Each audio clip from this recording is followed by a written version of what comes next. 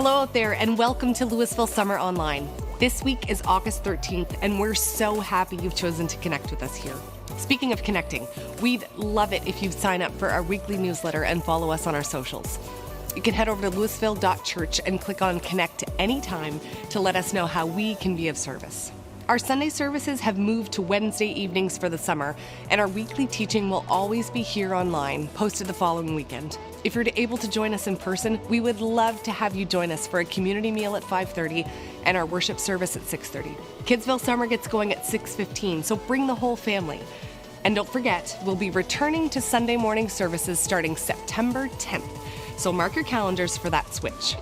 Don't forget, if you'd like to give to support the ministry at Lewisville, you can always visit Lewisville.Church/giving online for all your options. Also, we have a few weeks left to donate to the school supply drive for Arnold H. McLeod School, so bring in those donations. You can find the list on our social media and our website. Okay, this week is faithfulness in our journey through the fruit of the Spirit, so let's get going. Thanks for being here, and we hope to see you soon.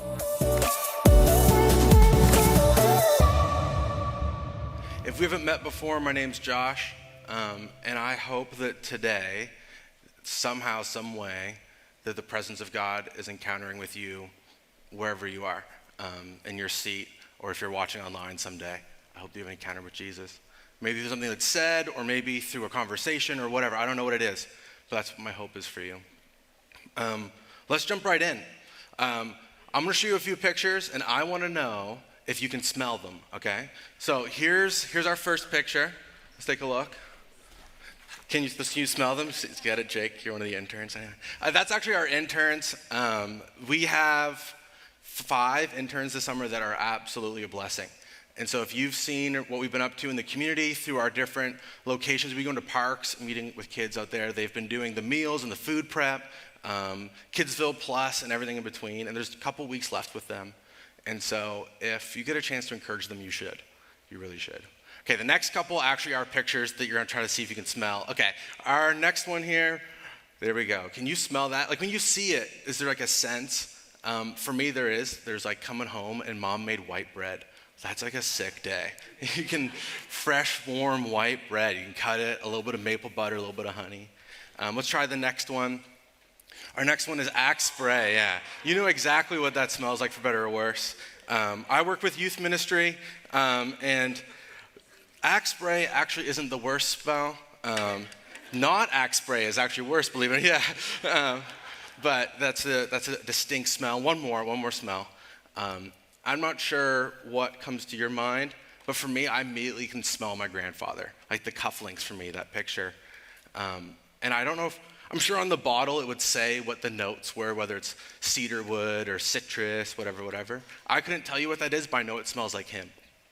And I know that when he left the room, you would still smell it. When he entered the room, you could smell it. When you rubbed off shoulder to shoulder with him, it would stay on your clothes.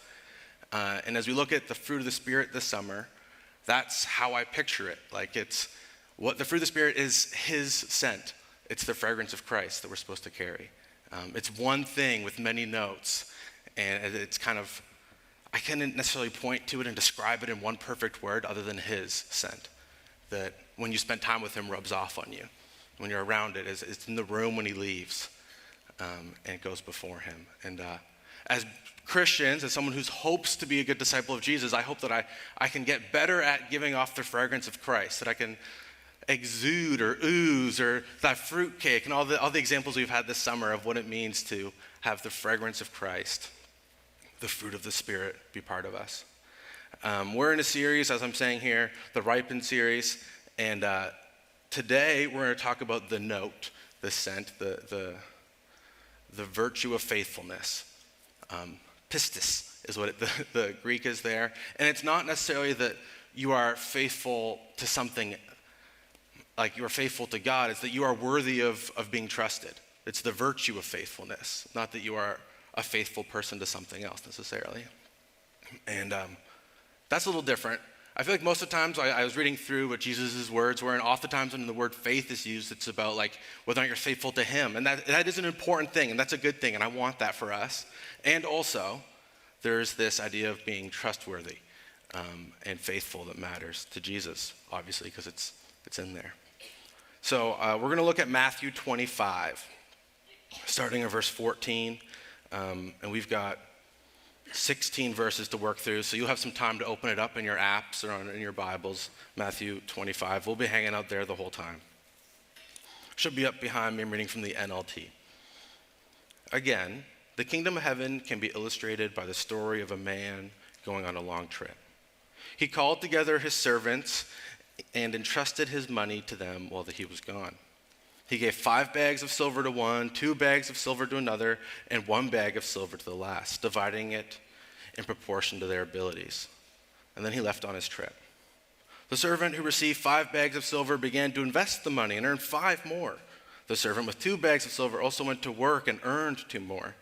But the servant who received 1 bag of silver dug a hole in the ground and hid his master's money.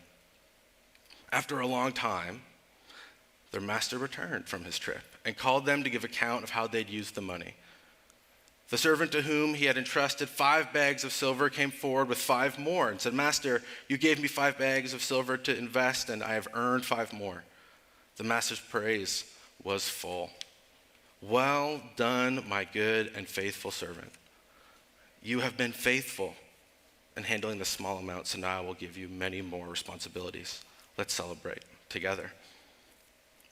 The servant who had received 2 bags of silver came forward and said, "Master, you gave me 2 bags of silver to invest, and I earned 2 more." And the master said, "Well done, my good and faithful servant. You have been faithful in handling this small amount, and so now I will give you many more responsibilities. Let's celebrate together." And I would love for the story to end right there. I really would. I'm a sucker for a good rom-com, and so if we just ended and didn't have to pick it back up again, that would be great. But Jesus is a better storyteller than most rom-coms. So verse 24. Then the servant with 1 bag of silver came and said, "Master, I knew you were a harsh man, harvesting crops that you didn't plant and gathering crops you didn't cultivate. I was afraid I would lose your money, so I hid it in the earth. Look, here's your money back." But the master replied, "You wicked and lazy servant. If you knew I harvested crops that I didn't plant and gathered crops I didn't cultivate, then why didn't you deposit my money in the bank? At least I could have gotten some interest on it." Then he ordered, "Take the money from the servant. Give it to the one who had the 10 bags of silver. To those who use well what they are given, even more will be given. They will have an abundance. But for those who do nothing, even what little they have will be taken away. Now throw this useless servant into the outer darkness, where there will be weeping and gnashing of teeth." That story did not end like I wanted it to. I really liked it until that pause. It ends on that down note. And I think there's something about that, though. Jesus was a really good storyteller, like masterful storyteller. And I don't know if you've ever seen the movie Inception. It's 10 years old, so I can ruin it now. But at the end, there's this scene where the top is spinning. And the whole point is it a dream or not, right? And it doesn't tell you in that last moment. You just see the top spinning. And based on the other facts in the movie, you can kind of guess whether or not you think it was a dream or not. And it's as you watch that last moment with the spinning top, you're like, I need to watch this again. The ending is drawing me in. So then you rewatch the movie and you pick apart all the details to try to find the little nuances that are hidden inside this great story. Potentially. Some people don't like the movie, but I think it's a great story. So you're looking for those little details. And what Jesus is doing in this story is, if nothing else, it makes me lean in and say, God, why does it end here? Like, what little brushstrokes have you been painting in this picture that I need to go back and find? And in that light, I want to highlight that it is a parable. A parable is a fictional story that Jesus uses to highlight the things around him. And oftentimes, parables are used in a larger context of multiple stories. And so, if you've been reading these in a row, we're seeing the wider movement of God. You would see that he is on a mission that is announcing the kingdom of God. He looks at the covenant people of Israel and says, God, Yahweh, has been faithful to you over and over and over. He's helped free you. He's given you the best truths possible. He's given you prophets, and he's walked you through wilderness, and he's guided you. And even when you were removed from the land that he gave you, he stuck with you. And over you've disappointed. And so Jesus is here. He's gathering a new people, a new covenant, a new kingdom. And he expects his new kingdom to actually live and represent Yahweh in the world the way the first one didn't. And that's what the fragrance of Christ is, us living out, us walking through the new kingdom, the new life, the new covenant that Jesus has for us is available to and through these parables. And as we engage with them, hopefully we can find the little brushstrokes to help us understand how to exude, how to be more like the fragrance of Christ. Hope it rubs off just a little bit. We're going to go through three movements of thought. One, we're going to have three ideas that I hope help us understand or think about to help us understand the passage. And then we're going to have a chance of engaging and wondering. There's a few fun quotes later about that. But curiosity, I have a high value for curiosity. And so I'm looking forward to that. And I'm going to warn you now, there'll be a chance to talk. And I'm going to sit here until three people share from their conversation. So y'all have 15 minutes to pick one thing to think about and then 5 more minutes to talk to each other to figure it out. But I will be a patient person, believe it or not. So we'll give it until 3 people share, at least. And then I want us to have an opportunity to actually think, how do I do something about this? Knowledge is not transformation. Knowledge is knowledge. And so I want to give us a chance to consider the transformation that can follow. Okay, first thought. Faithfulness is grounded in intuition. In our process, we want to become people that are faithful, that are worthy of trust, right? And in ancient wisdom and knowledge, there's like 3 centers of intelligence. You have your head, your heart, and your gut. That's that. We all know that gut instinct that kicks in sometimes, right? You might have said something without really thinking about what you're going to say first, which happens to me a little too often. I started a new role since I've been up here last with CBM, and I've already said one thing on a stage that made me sick for 3 days. So sometimes your gut feeling just holds you back, right? But there's that initial response that kind of jumps out of you sometimes. And if we want to be a person that is worthy of trust, then the things that jump out of us, we need to be able to catch. There needs to be a managing of our intuition, of our initial responses that matter. If we go back to the parable, which we'll do for each of these points, I want to highlight the actions of the faithful and the unfaithful to kind of show the parallel. If you were to look through that parable and you see some of these little details, you may notice that, how to say it? You may notice that there's like a first response from everybody. Like, and we'll look at it in another translation in a second. It's going to be really obvious. It's like right away, this is the first initial thought. And our first science and research has shown us now that our first initial thought will disproportionately affect the things that we do next. It has a more significant influence on what you actually do than what you think you want to do. And I think we understand that, especially when it comes to like food or should I eat one more poutine or not, right? You have that little, probably not, but it breaks through. Okay, so here I want to show how this works, kind of an example. Okay, so this is a map.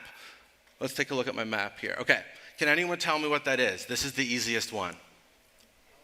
It's Halifax, that's right. It's on the bottom. So depending on where you're sitting, it says Halifax down there. So anyway, you should have had that one. All right, next one, let's take a look. All right, what's this one? New York, that's right. Our next one here after New York is? Moncton. That was to see who was engaging, so now I know. All right, last one. Does anyone know what this is? It's Shag Harbor, that's right. If I tell you that it's Shag Harbor, do you believe me? I could have easily, the internet's so simple. I could have just thrown Shag Harbor UFO on there. Is that even a real thing, UFO? It is, by the way. Shag Harbor does have a sighting of a UFO. Apparent sighting of a UFO. Yeah, I should preface that. You decided whether, on the other ones, you kind of knew those things, right? And I agreed with you, and you had an idea of, okay, he's not tricking us. This seems pretty normal. And then on this one, when you didn't quite know, you had to try to trust your gut about whether or not I was telling the truth that it's Shag Harbor. It is, in fact, Shag Harbor. And not Sheet Harbor, which I was trying to pick which one. My grandparents are from both. But I think as you take that moment to say, what was my first thought? I didn't know this thing. Did I instinctively trust or not trust? And based on our previous experiences, maybe you've had a really bad experience with me before and you thought, he's definitely lying. There's no way he's telling me the truth. Or maybe you thought, hey, that looks like it's probably right. I can see that. Or maybe you already knew. I don't know. But whatever it is, I think it's important to note that we have an initial instinctive inkling as to what's right. And that inkling is real. And so as we learn to control that and think about that, it guides us to be a more faithful person. If we look at verses 16 and 17, the one who had received 5 talents went off right away to put his money to work. In the same way, the one who had gained 2 more. And then we realize that it's not until after a long time that there's actually the accounting. The NET is probably one of my favorite translations, and it's very clear in that one. They give a little note in there. It says, this happens right now. They get the money, they immediately hey, I got to do something with it. Their first thought, their instinct, I believe, is to go and do the faithful thing with the money they've been entrusted with. All right, here's a second one. Faithfulness is shaped by perspective. As we look at, again, the different options of people, we have our faithful people and the less faithful person. And if you read verse 25, again, you'll see this is what the unfaithful person says to the master when they meet. I was afraid I would lose your money, so I hid it in the earth. Look, here's your money back. It's notable to me that his view on the world was that I'm afraid this is going to happen, so I'm going to play it so safe with what you gave me. Even safer than a bank. The bank isn't worth trusting, which, anyway. But the idea here is that he immediately is the world's too messed up. This isn't, I don't trust it. I'm out. And I think on the flip side, what we see from the faithful people is they have a worldview we don't know how long a long time is.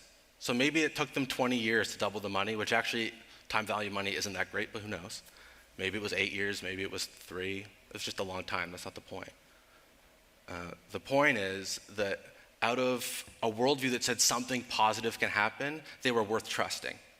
They did a faithful, trusting thing because they thought the world was worth acting in instead of avoiding and hiding from.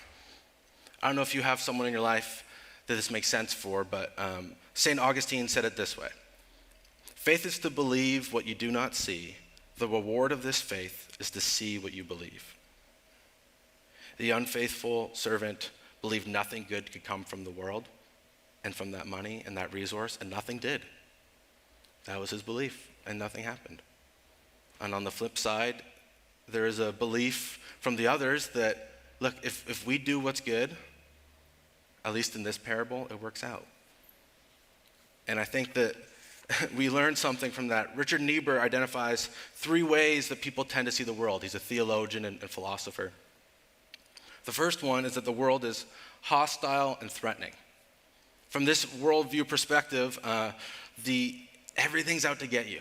It's all dangerous, everyone's on their own, and there's no real purpose that's gonna overarching make it all worth it in the end. And so people search for security through material wealth or moral perfection.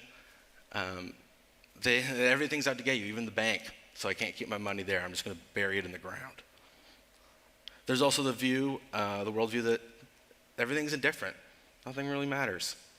It's all meaningless anyway, so why bother doing anything with it? I'm just gonna tuck it here, I'll come back and whenever the master comes, it's all good, whatever. Nothing really matters.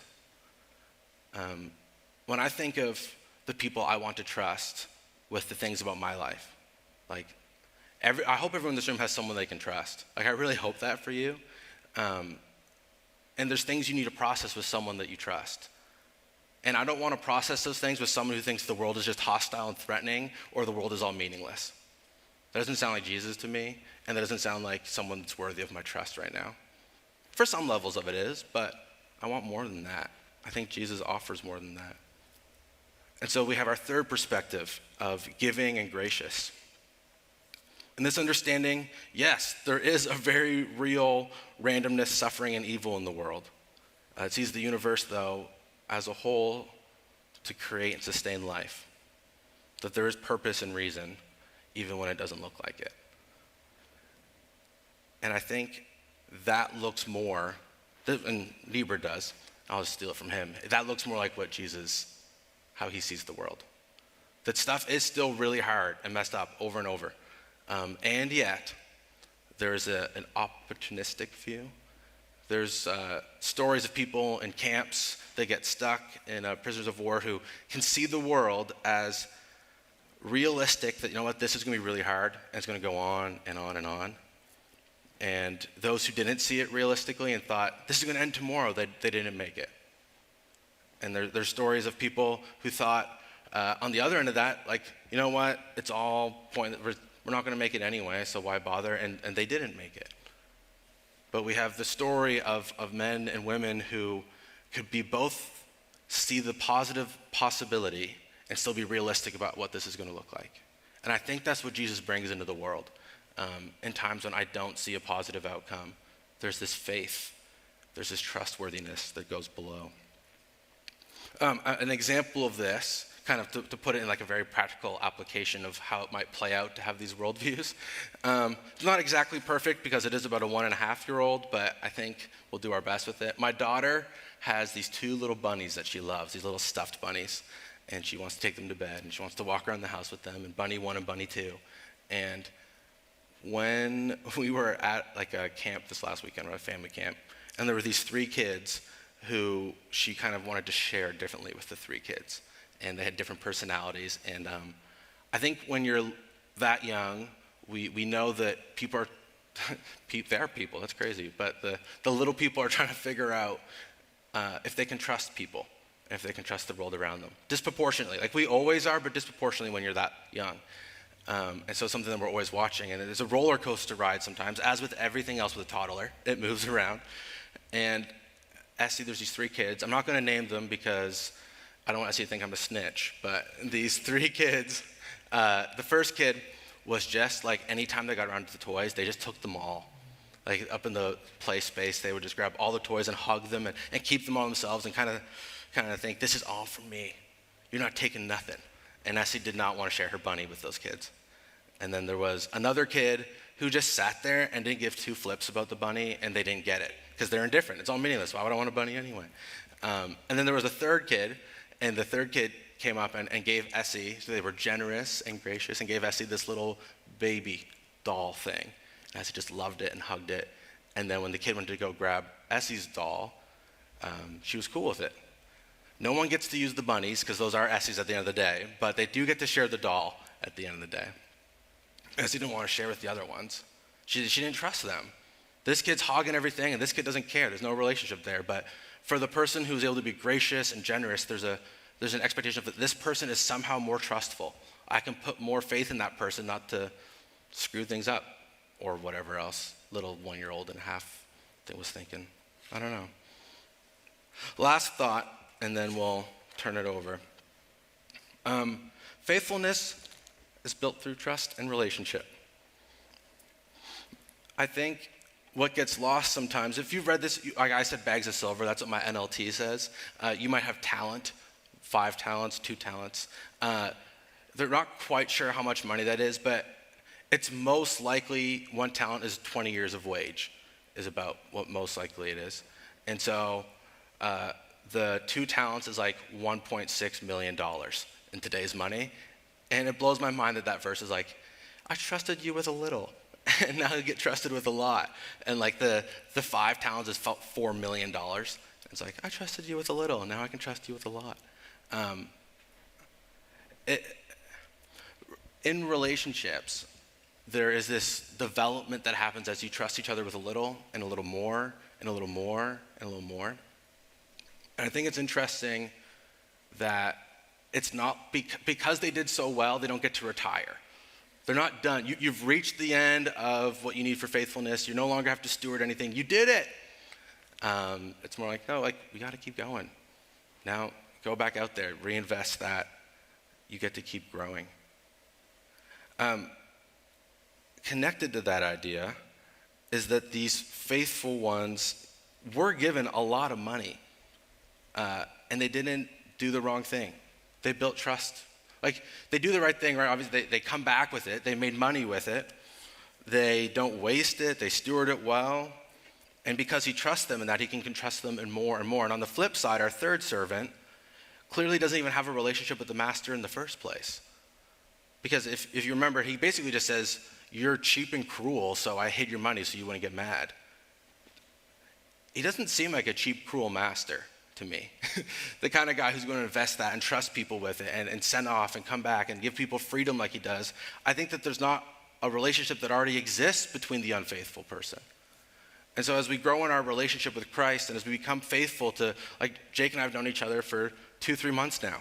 And as we had grown in relationship, we've been able to trust more into each other's lives. And I think that there's this repeated investment and reward that we see.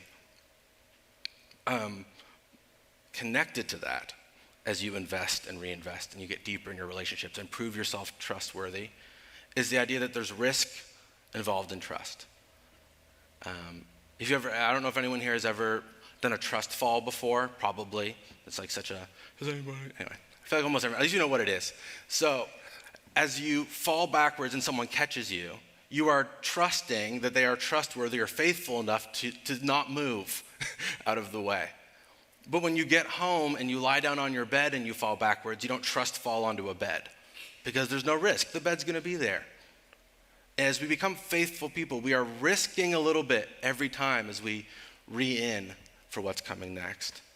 I got my first concussion playing Buck Buck. I don't know if anyone's ever played Buck Buck before, but it's a game where you split into two teams and you grab each other like this around the hips, and you like one team like this, and the other team runs up and tries to land on top of the other team.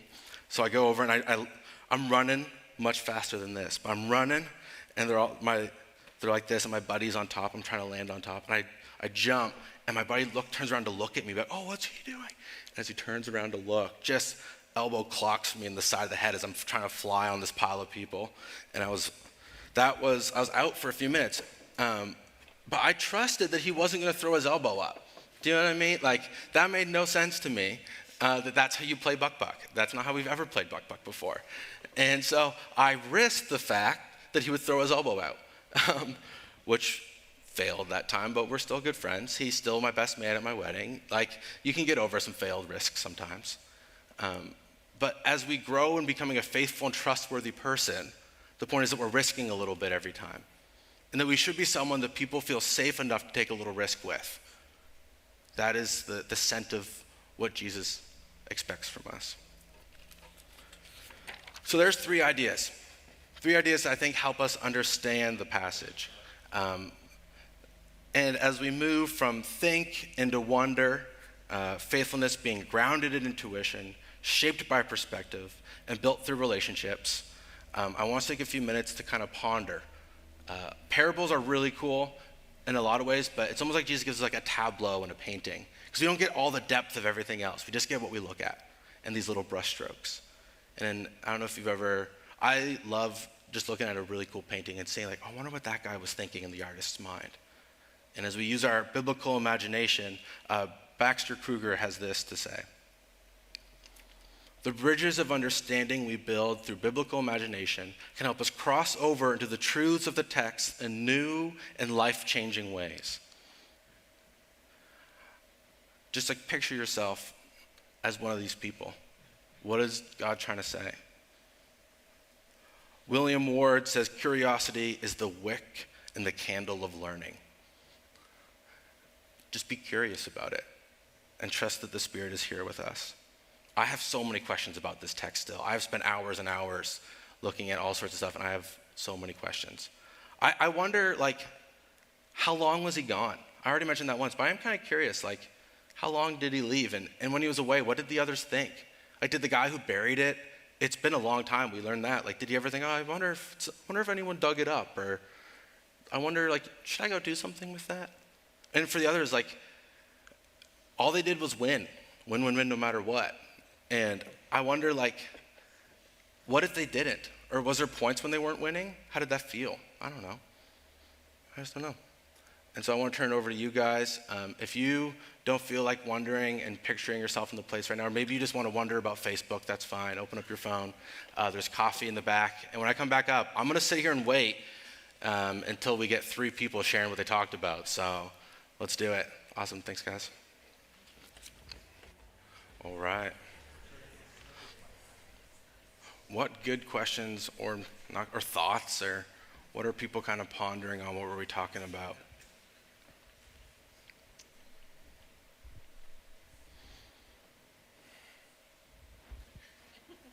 I see 1 and 2. We're getting there. Way to go, team. Is this on? Yes, it is. I had started writing down in my notebook as you were talking that trusting can sometimes be dangerous as well, as you were starting to talk about how it can be risky as well. Yeah. I kind of thought about the analogy of like when you had mentioned you trust someone with a little bit and then you can slowly up that more and more and more. It kind of made me think of the sort of analogy of like if you turn up something's temperature slowly enough, you can boil it alive. And how often when it comes to trust, there's a very delicate balance, and you have to try and get used to learning how different people are and how they act around, that sort of thing. And there can often be, it can take a while to find a balance between too much trust and too little, and sort of suss those things out over time. Yeah. I had very similar questions of like, obviously in the case of the master's good, so it's good to trust, but like that's not always guaranteed, right? Like how do you know when to trust the intuition, right? Like, yeah, great question. I see one over here. Yes, hi. To me, this is in relationship to the parable of the 5 talents.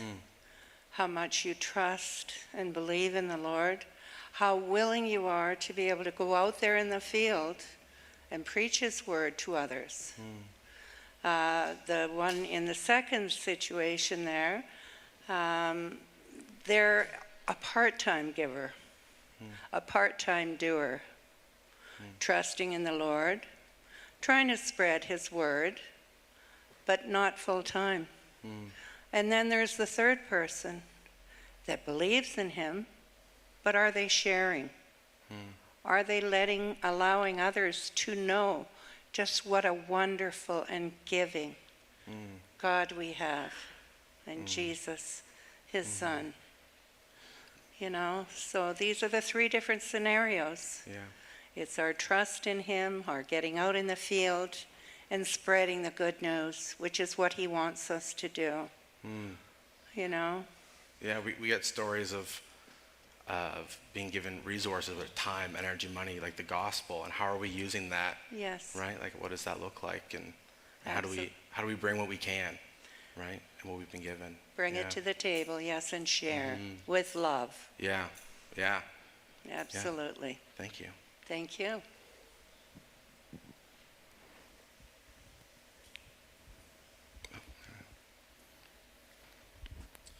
I remember there was, we were working through some stuff at work with a manager and his team, and it was all around this idea of risk and trust. So I really appreciated what you had said there. And the idea is that you're really not trusting unless you're risking. To a degree, and so the fellow we were working with, real smart guy, and he said this. He says that trust can't be connected to time. We often think, oh, I'll give it time, or as I get to know them, I will trust them more and more. But instead, we have to approach our relationships, the things that we feel called to, as though we're going all in, recognizing the risk, knowing we could be hurt, but also trusting that we have a Lord through in Jesus who can heal that hurt. Yeah. And that if we are kind of that half-hearted in, like half in, half out, we're never going to fully be able to take the steps forward that we need without that risk. Right. But then it all come around to how much of a risk really is it, knowing that God is in control of it. So, right. Yeah. And one of the questions I was wondering is like, it says that He gave 5 and 2 and whatever, right, and 1, and like, in some ways, by risking it, they knew that God had trusted them, or the master in the story had trusted them with that much for a reason, right? Like and so that they had that thing to lean back into as they risk. And thank you. Any bonus points tonight? Yeah.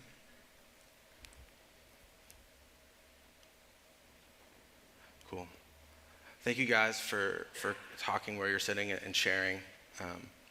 I have a huge value in understanding that I'm not the only one Jesus talks to. And so the more I can hear from the group, I appreciate that.